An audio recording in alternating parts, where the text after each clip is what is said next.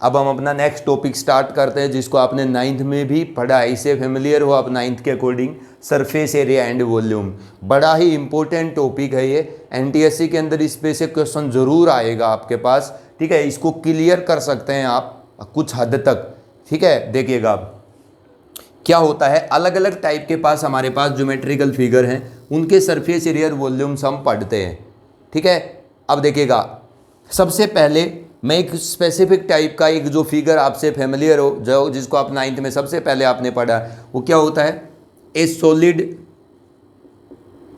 Bounded by 3 parallel planes, 3 pairs of parallel planes is known as, क्या होता है ये, is known as parallelepiped। ये थोड़ा सा क्लियर हो बेटा, ये कई बार टकराता है आपके। A solid which is bounded by 3 pair of parallel plane is known as a parallelepiped. It is a 3 dimensional figure. ये क्या होता है, एक 3 डायमेंशनल फिगर होता है। It is a 3 dimensional figure consist of 6 parallelograms या हुज फेसेस आर पैरेललोग्राम, ठीक है। मैंने क्या कहा है कि एक ऐसा solid which is bounded by 3 pair of parallel plane is known as the parallelepiped. Parallelepiped नाम का वर्ड आपके पास आता है। तो पैरेललोपाइड एक ऐसा 3 डायमेंशनल फिगर होता है जो क्या करता है, 6 पैरेललोग्राम को कंसिस्ट करता है। जो कैसे बनता है, 3 पेयर ऑफ पैरेलल प्लेन से। कैसे, देखो बेटा, देखिए मान लीजिएगा मैं बनाता हूँ इसका ग्राफ, ड्रा करता हूँ। इनकी ज्योमेट्री समझनी बहुत ज़रूरी है। ये आपके पास पैरेललोपाइड है जो 3 पेयर ऑफ पैरेलल प्लेन से बना है। ये 3 डायमेंशनल फिगर है जो क्या कंसिस्ट करता है, 6 पैरेललोग्राम फेसेस, मतलब जो किससे बनता है, 6 पैरेललोग्राम से बनता है। इसके 6 फेसेस हैं और 6 के 6 फेसेस क्या है बेटा, इसमें पैरेललोग्राम है। तो दिस इज ए पैरेललोपाइड। ये आपका क्या है, एक पैरेललोपाइड है जिसके अंदर 6 फेसेस हैं और 6 के 6 फेसेस क्या होते हैं, पैरेललोग्राम्स होते हैं, ठीक है। एंड इफ 6 फेसेस ऑफ ए पैरेललोपाइड, अगर 6 फेसेस जो पैरेललोपाइड के हैं आर रेक्टेंगल्स, अगर वो क्या होते हैं, रेक्टेंगल्स होते हैं, then it is known as, तब इसको क्या बोला जाता है, then it is known as rectangular parallelepiped. तब इसको क्या कहते हैं, रेक्टेंगुलर पैरेललोपाइड।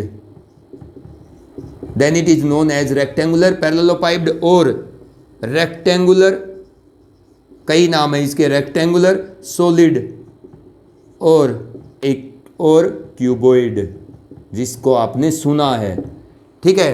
तो जब इसके 6 के 6 फेसेस क्या होते हैं, रेक्टेंगल होते हैं, तब इसी को क्या नाम दिया जाता है, रेक्टेंगुलर पैरेललोपाइड या रेक्टेंगुलर सॉलिड, या फिर इसको क्या कहा जाता है, क्यूबॉइड। तो आपने इस कंसेप्ट को क्लियर रखना है। अब देखो, सबसे पहले मैं इसके कर्व्ड सरफेस एरिया की बात करूंगा, ठीक है। पहले इसका टोटल सरफेस एरिया की बात करेंगे, उसके बाद हम इसके कर्व्ड सरफेस एरिया की बात करेंगे, उसके बाद हम इस फिगर के वॉल्यूम की बात करेंगे। मैं मान लेता हूं कि ये मेरे पास एक क्यूबॉइड है, ठीक है। हम कौन सा 3 डायमेंशनल फिगर पढ़ रहे हैं जिसके 6 फेसेस क्या है, पैरेललोग्राम नहीं है, क्या है वो, रेक्टेंगल्स हैं। अगर रेक्टेंगल्स हैं तो इसकी लेंथ मान लेता हूं मैं L, ब्रेड्थ मान लेता हूं B और H मान लेता हूं हाइट। कितने फेसेस हैं, 6, 1 2 3 4 5 6, 6 रेक्टेंगल हैं।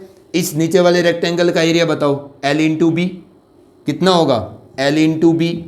अब बता, देखो जैसा नीचे वाला है वैसा का वैसा जस्ट ऊपर है ना ये, तो 2 times of L into b plus total surface area निकाल रहा हूँ मैं, ये कितना होगा B इंटू एच। अब जैसा ये है बेटा ऐसा कैसा इसके सामने है, 2 times of b into h plus ये कितना है एच इंटू एल, जैसा ये पीछे की तरफ है ऐसा ही सामने है 2 times of H into L. तो इसका मतलब इस फिगर का टोटल सरफेस एरिया कितना आता है 2 times of L B plus B H और plus H L. This is the total surface area of a cuboid, rectangular solid या रेक्टेंगुलर पैरेललोपाइड, ये 3 नाम होते हैं क्यूबॉइड के। ये हमारा इसका क्या होता है टोटल सरफेस एरिया होता है स्क्वायर यूनिट। ठीक है, जो भी यूनिट आती है वो आप लिख देंगे, स्क्वायर सेंटीमीटर है, जो भी स्क्वायर यूनिट लिख दिया है मैंने। उसके बाद इसका कर्ड सरफेस एरिया, ठीक है, कर्ड सरफेस एरिया कैसे कैलकुलेट करेंगे, आप टोटल सरफेस एरिया के अंदर से उस ज्योमेट्रिकल फिगर के टॉप और बॉटम का एरिया रिमूव कर दीजिए, तो आपके पास क्या बचेगा कर्ड सरफेस एरिया बचेगा। तो अगर मैं इसकी टॉप और बॉटम का एरिया हटा देता हूं तो बॉटम का एरिया क्या है BL, टॉप का भी BL, तो 2BL आप हटा दीजिए, तो इसका मतलब 2BH plus 2 times of HL, तो 2 आपके पास क्या जाएगा कॉमन, ठीक है, 2BH और 2HL, H भी कॉमन आ जाएगा, 2HL plus B unit square unit. ये आपके पास क्या होगा बेटा इसका curved surface area. This is the curved surface area of the cuboid, और ये क्या है टोटल सरफेस एरिया। अब बात करते हैं हम इसके वॉल्यूम की। मैं थोड़ा सा तेज बताऊंगा बेटा क्योंकि आपने 9th में इनको पढ़ भी लिया है कि क्यूबॉइड का वॉल्यूम क्या होता है। एक ऐसा ज्योमेट्रिकल फिगर, देखो मैं आपको बताता हूँ, क्लियर करता हूँ, ऐसा ज्योमेट्रिकल फिगर जिसका जैसा बेस है वैसा का वही जो का तो बेस टॉप तक जाता है। मतलब एक ऐसा ज्योमेट्रिकल फिगर है जिसका जो बेस है ना, ठीक है ना, वो बेस आपका क्या नहीं होता, श्रिंक नहीं होता, जितना जैसा बेस है, जिस शेप का बेस है उसी शेप का क्या है टॉप है। मतलब वो आपका पूरा ज्योमेट्रिकल फिगर बेस के अलोंग पूरी हाइट तक क्या है सिमेट्रिक है। तो उस फिगर का वॉल्यूम निकालने का तरीका है, आप क्या करिए उस फिगर के बेस का एरिया उसकी h टाइम्स मल्टीप्लाई कर दीजिए, तो आपके पास इसका वॉल्यूम क्या आएगा, इसके बेस का एरिया क्या है b into l into height क्या है h, तो ये आपके पास L into b into h, ठीक है, ये हमारे पास इसका क्या आ जाएगा वॉल्यूम आ जाएगा क्यूबिक यूनिट, जो भी आपके पास यूनिट दी होती है। तो ठीक है, तो ये हमारा क्या है curved surface area, total surface area and volume of a cuboid. तो एक क्यूबॉइड का टोटल सरफेस एरिया क्या होता है, कर्ड सरफेस एरिया क्या होता है और उसका वॉल्यूम क्या होता है, ये तीनों चीजें आपने याद कर लेनी अब, और आपको समझ होनी चाहिए इस फिगर की। अब एक चीज होती है diagonal of a cuboid, length of the diagonal of a cuboid, कि अगर आपके पास एक क्यूबॉइड है तो उसके डायगोनल की लेंथ कितनी होती है। अब देखो इसके डायगोनल की लेंथ हम कैसे कैलकुलेट करेंगे, देखो हम क्या करते हैं इसको इस फेस के साथ ज्वाइन करते हैं, ठीक है, आपने इसको इस फेस के साथ ज्वाइन किया, डायगोनल ज्वाइन करते हैं ना हम, तो देखो ये L है आपका, इसके साथ ज्वाइन करो, ठीक है, ये 3 डायमेंशनल फिगर है, इसको O को इसके साथ भी ज्वाइन कर दो, मान लो ये A है ये B है, ठीक है ना। अब देखो ये मान लेते हैं हम क्या है M है, समझ में आई। अब ये जो आपके पास है ये तो L है, अगर मैं इस फिगर A क्या है राइट एंगल ट्राइंगल, ये बेस है ना बेटा, ये जो नीचे वाला पार्ट है ये क्या है सर रेक्टेंगल है, तो ये एंगल आपका कितने डिग्री का होगा, अगर आपके पास आपने इसको इसके साथ ज्वाइन किया, ठीक है, तो OBM ना OAB ये एंगल कितने डिग्री का आएगा 90 डिग्री, क्योंकि ये आप यूं मत समझिए कि ये ऐसे बना हुआ है, ये सरफेस के साथ है, जैसे ये आपके पास ये नीचे वाला सरफेस है उसके साथ आपका क्या गया हुआ है ये लाइन OA गई, ये आपका पॉइंट अगर B है तो ये AB है, तो B पॉइंट और OA, OB किस में है, OB इस नीचे वाले रेक्टेंगल में पड़ी हुई लाइन है, तो ये AB क्या होगा इसके ऊपर परपेंडिकुलर होगा, ठीक है, ये लाइन क्या है परपेंडिकुलर है इसके ऊपर। अब ये बताइएगा अगर ये परपेंडिकुलर है तो इसमें अगर मैं पाइथागोरस थ्योरम अप्लाई करूंगा तो OA का स्क्वायर किसके इक्वल आएगा OB square plus AB square, OB square plus AB square. अब आपको इसमें से क्या पता है OA square is equal to OB square plus AB square, AB square तो क्या है H, ये कि बेटा दो फेसिस के बीच की डिस्टेंस ये H हो गई, तो AB स्क्वायर तो आपके पास क्या है H square, OB square OA square. एक काम करो इसको यहाँ तक आपको पता है ना, किसका पता है AB का, तो AB square is equal to H square आ गया, क्योंकि ये जो आपके पास है ये हाइट है इसकी। अब क्या करता हूँ, मेरे पास OMB, ये भी क्या है, राइट एंगल ट्राइंगल। ये OMB राइट एंगल ट्राइंगल किसके अकॉर्डिंग है, ये नीचे वाला फेस जो है ये रेक्टेंगल है, तो ये एंगल कितने डिग्री का है बेटा, 90। अगर ये 90 है तो OBM के अंदर अगर मैं पाइथागोरस थ्योरम अप्लाई करता हूं OBM के अंदर, तो क्या आ जाएगा, OB का स्क्वायर, OB स्क्वायर, अब ध्यान से देखो, हाइपोटेन्यूज का स्क्वायर कितना आएगा, OM square plus BM square, OM square plus BM square, OM square plus BM square, ये आएगा ना। अब आपके पास वहां से क्या आएगा, OB square is equal to, ये पार्ट आपके पास क्या आता है, OM square plus BM square, किसके इक्वल आता है, OB स्क्वायर के इक्वल। वहां आपने OB स्क्वायर कैलकुलेट किया था, OB स्क्वायर आता है OM square plus BM square, तो यहां लिखो आप OB स्क्वायर की वैल्यू, तो OA स्क्वायर कितना आ गया, OB स्क्वायर कितना है, OM square plus BM square plus बेटा क्या है, H स्क्वायर। ध्यान से देखना आप, OA स्क्वायर कितना आ जाएगा अब, ठीक है, क्योंकि OA तो है इसकी डायगोनल, यही तो इसका डायगोनल है, लेंथ ऑफ द डायगोनल, तो ठीक है, तो OM स्क्वायर कितना है, OM स्क्वायर, OM तो इसकी लेंथ है, L स्क्वायर। अब देखो आप BM क्या है, इसकी विड्थ है, B स्क्वायर, और ये क्या है, H स्क्वायर। इसका मतलब OA जो डायगोनल है आपका, इसकी लेंथ कितनी आ गई, √L square plus B square plus H square centimetre, ठीक है। तो मैंने इसके किसी भी एक डायगोनल की लेंथ आपको कैलकुलेट करके दिखा दी है। तो एक ऐसा 3 डायमेंशनल फिगर, ठीक है, जिसके 6 के 6 फेस रेक्टेंगल्स होते हैं, उसको हम क्या कहते हैं, क्यूबॉइड, रेक्टेंगुलर पैरेललोपाइड या रेक्टेंगुलर सॉलिड। उसका टोटल सरफेस एरिया, उसका कर्व्ड सरफेस एरिया और उसका वॉल्यूम आपको पता रहना चाहिए। तो मैंने आपको एक फिगर यहाँ पर डिस्कस किया है जिसको आप क्यूबॉइड कहते हैं। इसका नाम रेक्टेंगुलर पैरेललोपाइड भी होता है, इसका नाम रेक्टेंगुलर सॉलिड भी होता है, और इसका नाम, और आप क्या कहते हैं, क्यूबॉइड तो बोलते ही है। इसके डायगोनल की लेंथ आपको पता हो कि क्यूबॉइड के डायगोनल की लेंथ क्या होती है। अब दूसरा इसी के सिमेट्रिकल जो फिगर होता है वो होता है बेटा क्यूब, ठीक है ना। क्यूब किसको कहेंगे आप, बोलो अब, क्यूब किसको बोलोगे, क्यूब किसको बोलोगे, एक ऐसा क्यूबॉइड जिसकी लेंथ, ब्रेड्थ और हाइट तीनों क्या होती हैं, इक्वल होती हैं। इसका मतलब अगर एक पैरेललोपाइड के 6 के 6 फेस रेक्टेंगल होते हैं तो वो रेक्टेंगुलर पैरेललोपाइड या रेक्टेंगुलर सॉलिड या क्यूबॉइड कहलाता है। लेकिन अगर एक पैरेललोपाइड के 6 के 6 फेस स्क्वायर होते हैं तो फिर उसको हम क्या कहते हैं, क्यूब कहते हैं। मतलब जिस क्यूबॉइड का तीनों लेंथ, ब्रेड्थ और हाइट इक्वल होंगी उसको क्या बोला जाएगा, क्यूब बोला जाएगा। अब आपके पास एक क्यूब होता है, वो 6 फेस कंसिस्ट करता है और 6 के 6 फेस स्क्वायर होते हैं। तो आपको इसका भी पता रहना चाहिए, टोटल सरफेस एरिया क्या होता है, कर्व्ड सरफेस एरिया क्यूब का क्या होता है, ठीक है, और इसका वॉल्यूम क्या होता है। तो इसका तो क्या होगा, लेंथ, ब्रेड्थ और हाइट एक ही होगा, तो ए मान लेता हूँ सब कुछ। तो 6 फेसेज हैं इसके अंदर, इसका टोटल सरफेस एरिया कितना आएगा, टोटल सरफेस एरिया क्यूब का कितना आएगा, 6a square. Curved surface area बेटा क्या आएगा, मतलब 4 वॉल्स का स्क्वायर कितना आएगा, 4a स्क्वायर, 2 स्क्वायर घट जाएंगे। उसके बाद अगर मैं वॉल्यूम कैलकुलेट करता हूँ तो इसका क्या आएगा, लेंथ, ब्रेड्थ और हाइट तीनों सेम है, LBH की जगह ए और ए लिख दिए, ए क्यूब, ठीक है।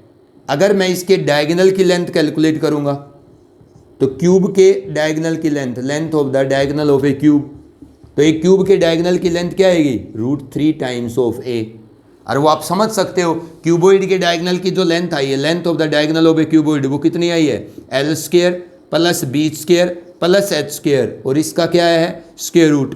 क्यूब एक ऐसा क्यूबॉइड होता है जिसका L, B और H बराबर होता है। तो L को भी अगर मैं H लिखता हूँ, B को भी मैं H लिखता हूँ, और H तो है ही, तो 3H स्क्वायर, तो √3 टाइम्स ऑफ H। ये H ही है साइड की लेंथ, तो √3 टाइम्स ऑफ A।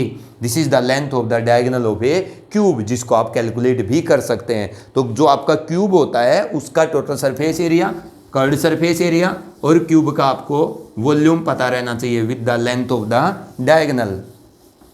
अब देखिए बेटा नेक्स्ट पार्ट, अब हमने क्यूब की बात की है, अब हम नेक्स्ट पार्ट स्टार्ट करते हैं, सिलेंडर।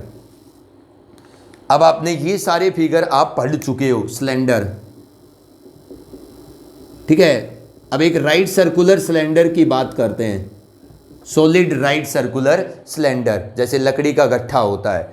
ये क्या होता है, ये कैसे बनता है सिलेंडर, एक रेक्टेंगुलर शीट को उसकी किस एक साइड के कोरस्पॉन्डिंग जब रिवोल्व किया जाता है तो आपके पास क्या बनता है, एक सिलेंड्रिकल शेप का फिगर बनता है। मतलब जब आप किसी भी एक रेक्टेंगुलर शीट को, जैसे ये आपके पास एक रेक्टेंगुलर शीट है, ठीक है, a b c and d, जब इसको ए बी को फिक्स रख करके, मान लीजिए ए डी को आपने फिक्स रखा और इस बी सी के अलोंग आपने इस बी सी के अलोंग इसको क्या किया, रिवोल्व किया। अगर बी सी के अलोंग इसको रिवोल्व किया, ए डी को फिक्स रखा, तो ये आपका कन्वर्ट हो जाएगा रेक्टेंगुलर शीट किसके अंदर, एक सिलेंड्रिकल शेप के अंदर। अब देखो जब आप इसको क्या करेंगे, इस रेक्टेंगुलर शीट को एडी को फिक्स रख करके, मतलब एडी के अबाउट रिवोल्व करेंगे इस रेक्टेंगुलर शीट को, तो आपके पास कैसा फिगर बनेगा, इस तरीके का फिगर जो रेक्टेंगुलर शीट को रिवोल्व करके बनाया गया है, जिसके अंदर जो आपने एडी के अलोंग घुमाया है ना रेक्टेंगुलर शीट को, तो ये जो एडी है ये इसकी क्या कहलाती है, एक्सिस, जिसके कोरस्पोंडिंग आपने रिवोल्व किया है। This AD is known as the axis of this cylinder, ठीक है। एंड डिस्टेंस ऑफ द या length of the axis is known as the height of the cylinder. अब ये जो आपके पास दो सर्कुलर फेस बनते हैं रिवोल्व करने के बाद, ठीक है, इनके ये जो आपके पास दोनों सर्कुलर फेस है, इनका रेडियस ही क्या कहलाता है, रेडियस ऑफ द सिलेंडर, ठीक है। तो ये आपके पास आर, ये क्या है, एच है, ये इसकी क्या है, हाइट है। अगर मैं इसके टोटल सरफेस एरिया की बात करता हूं तो सिलेंडर का टोटल सरफेस एरिया क्या होगा, इसका curved surface area plus area of the top plus area of the bottom. तो टॉप क्या है बेटा, सर्कल, बॉटम भी क्या है, सर्कल, तो बॉटम का एरिया कितना होगा, पाई आर स्क्वायर, टॉप का भी कितना होगा, पाई आर स्क्वायर, तो 2 पाई आर स्क्वायर। किस में जोड़ दो आप, कर्ड सरफेस एरिया में। किसी ज्योमेट्रिकल फिगर का टोटल सरफेस एरिया कैसे आएगा, उसके कर्ड सरफेस एरिया में उसके टॉप और बॉटम का एरिया जोड़ दीजिए। तो कर्ड सरफेस एरिया क्या होगा बेटा इसका, देखो इसका कर्ड सरफेस एरिया कितना आएगा, ये इस एडी के अबाउट रेक्टेंगुलर शीट को घुमाया गया है, रेक्टेंगुलर शीट को घुमाया गया है, तो ये कर्ड पार्ट का एरिया कितना आएगा, जितना ये कर्ड पार्ट पूरा का पूरा किससे बना है, इस सिलेंड्रिकल, इस रेक्टेंगुलर शीट से बना है ना। अगर इस रेक्टेंगुलर शीट की ये क्या है, एक साइड है, ये दूसरी साइड है, ठीक है। तो अगर आप इसको घुमा रहे हैं इसके अलोंग, तो ये आपके पास मान लो एच है, ये क्या है, एच है, तो ये तो आपके पास एच ही हुई। जब ये रिवोल्व करी गई है ए बी, इसके अबाउट घूमी है ना, तो ए बी क्या हो गई, सर्कुलर बन गई। तो ए बी की लेंथ कहाँ गई, सिलेंडर के अंदर, इस सर्कल की सरकमफ्रेंस के अंदर, क्योंकि इसके अबाउट ए डी तो फिक्स था ना, तो इसको घुमाया, तो ये जो आपके पास ए बी लेंथ है इसकी, ये किस में बदल गई, इस सिलेंडर की सर्कल की सरकमफ्रेंस के अंदर। तो इस सर्कल की सरकमफ्रेंस क्या है, रेडियस अगर आर है तो 2 पाई आर, अरे इसकी ये डिस्टेंस क्या है, ये तो आपका फिक्स रहा है डी, तो ये एच है, तो ये तो क्या है, ए बी आपका 2 पाई आर में कन्वर्ट हो गया, ये तो 2 पाई आर हो गई, ठीक है, और ये एच, तो इसका मतलब कर्ड सरफेस एरिया कितना आएगा, 2 pi R H plus 2 pi R square. This is the total surface area of a right circular cylinder. अगर आप कर्ड सरफेस एरिया की बात करते हैं तो राइट सर्कुलर सिलेंडर का कर्ड सरफेस एरिया तो कितना होगा, 2 पाई आर एच, ठीक है। अगर आप वॉल्यूम की बात करते हैं तो ये मैंने अभी बताया था आपको, एक ऐसा ज्योमेट्रिकल फिगर जिसका जैसा बेस है वैसा ही टॉप है, मतलब बेस से लेकर टॉप तक सिमेट्रिक है, तो उसके बेस के एरिया को आप उसके एच टाइम्स मल्टीप्लाई कर दीजिए, हाइट से मल्टीप्लाई कर दो, पाई आर स्क्वायर एच, ठीक है। ये आपने कैलकुलेट किया, वॉल्यूम पता हो, कर्ड सरफेस एरिया पता हो और टोटल सरफेस एरिया पता हो, ये हमारा सिलेंडर का कंसेप्ट होता है, ठीक है। अगले वीडियो के अंदर हम इनको कंप्लीट करेंगे और उसके बाद हम नेक्स्ट पोर्शन की तरफ चलेंगे। इसकी जो फर्स्ट एक्सरसाइज है, ठीक है, उसके आपने पहले 10 क्वेश्चन करने हैं अपनी 9th के अकॉर्डिंग, आपके 9th के ऊपर ही बेस है फर्स्ट एक्सरसाइज।